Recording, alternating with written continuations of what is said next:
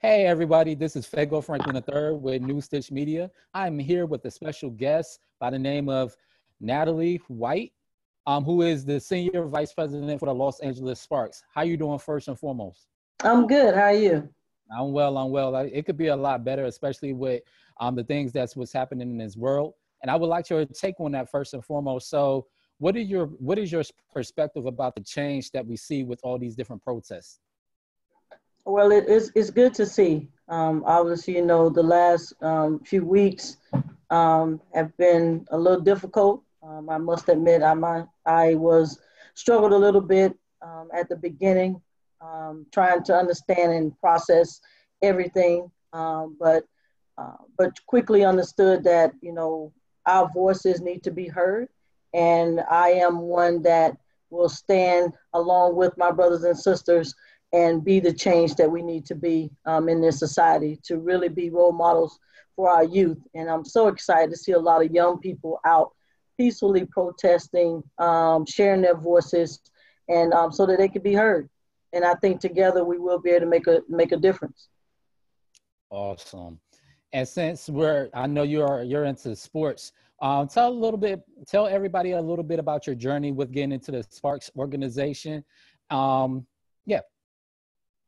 Well, well, I got to start back, with my passion of basketball. My passion is inspiring youth in basketball. So I started playing basketball when I was 5 years old, and I knew in the fifth grade that I wanted to play college basketball, and I knew that I wanted to get a scholarship.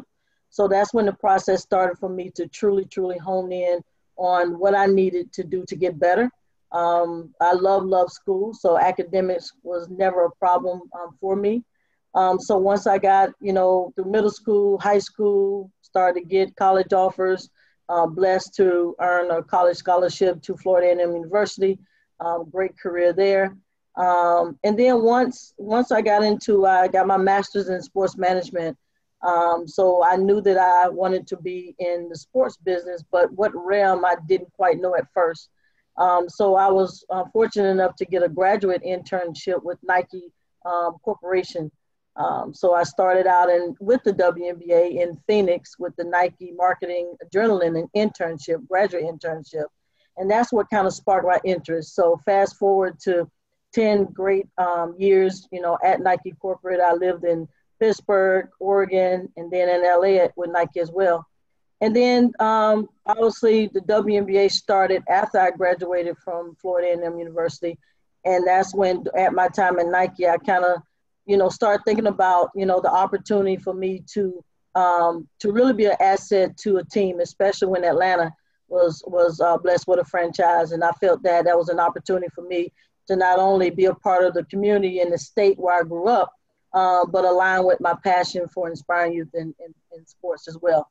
So pretty much started in Atlanta, 9 seasons in Atlanta. And then the opportunity of growth came for me to be a part of a great leadership team. And for me personally, in my personal aspirations to continue to grow in sports business, this is a great opportunity as Senior Vice President of a business operations, which I oversee ticket sales, marketing, and community relations. Awesome. So with this COVID-19 pandemic, how are you coping with that without sports? Well, since COVID-19, we've been extremely busy. Obviously, been working from home, but at the same time, as we await on our fate of our season with the WNBA, there's still a lot of things to be done.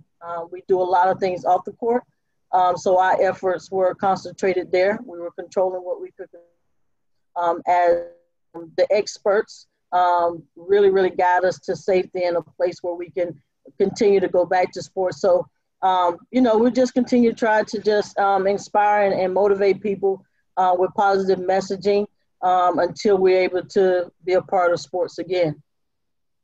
What does sports mean to you as a whole, for your family as well as yourself?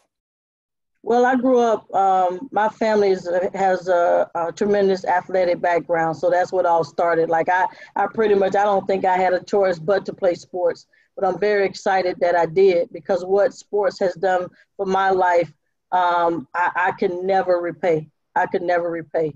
I think being a leader, that confidence that sports has enabled me to really, really, truly understand my voice, find my purpose. So sports has truly, truly meant a lot to me through my academic career and my professional career in sports business.